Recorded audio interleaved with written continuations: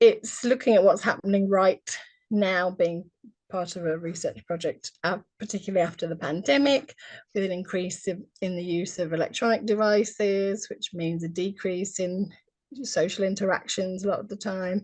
You see a lot of young children in a pushchair holding a mobile phone, watching something rather than looking out at the world and smiling and waving at passers-by.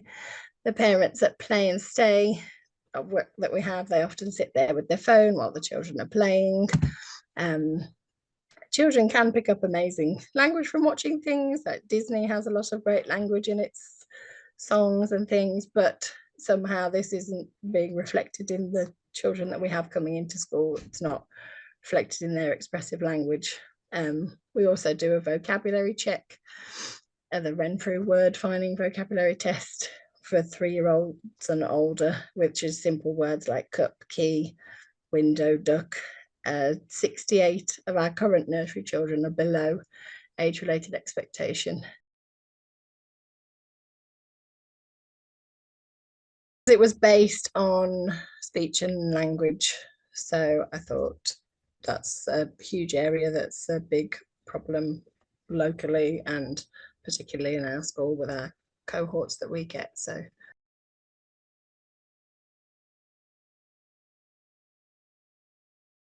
liaising with staff in school, pitching the idea to my head teacher to discuss the benefits of the trial, explaining how it would work, deciding on a suitable colleague to join me and pitching the idea to them, planning out dates when we'd be away from class on the shared staff calendar so everyone else would know when we were out, liaising with the speech and language therapist for dates for them to come in to test the children beforehand and after the program had finished, attending a combination of online and in-person workshop training, recording videos of our own practice and then reflecting on those videos on your own and then with the program leads, and occasional extra video sessions or group sessions with people from other schools.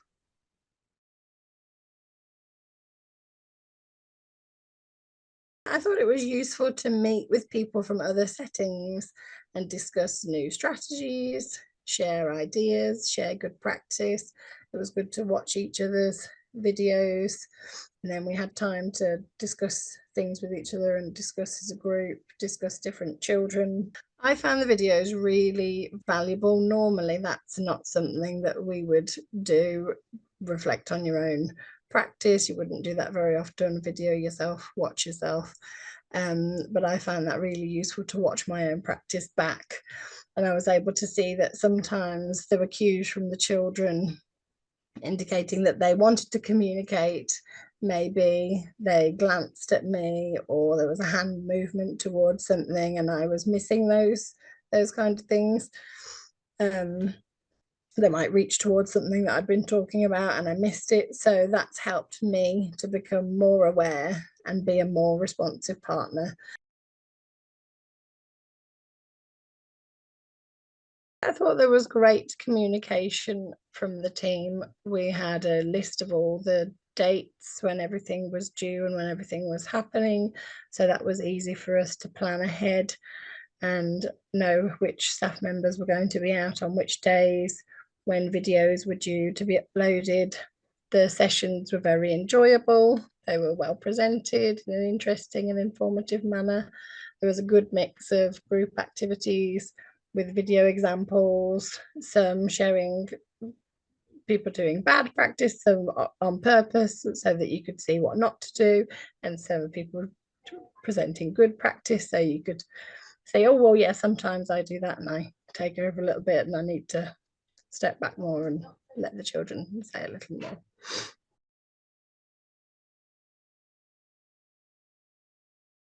They provided us with really useful, practical, on-the-go ideas that didn't require lots of planning and lots of resources.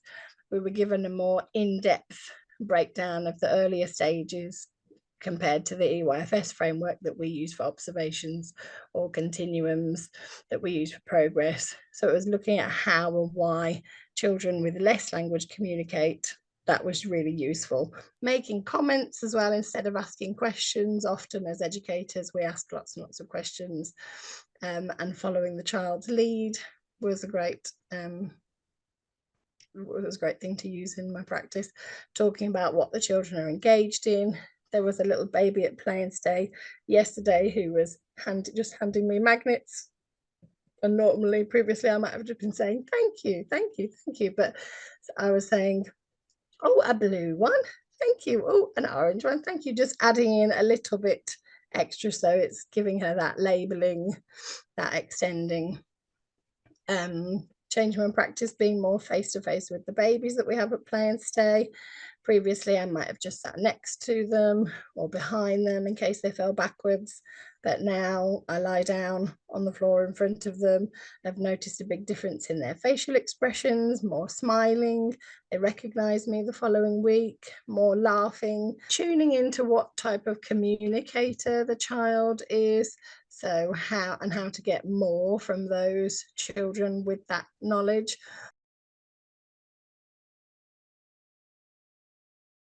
I did email out everything to them and shared the Padlet access that we were given, so that they could all have a look in their own time. And we were trying to find a staff meeting time where we could go through it in a more structured way, even just to share the different little bits of what kind of communicators the children can be and what kind of role the adults take on sometimes.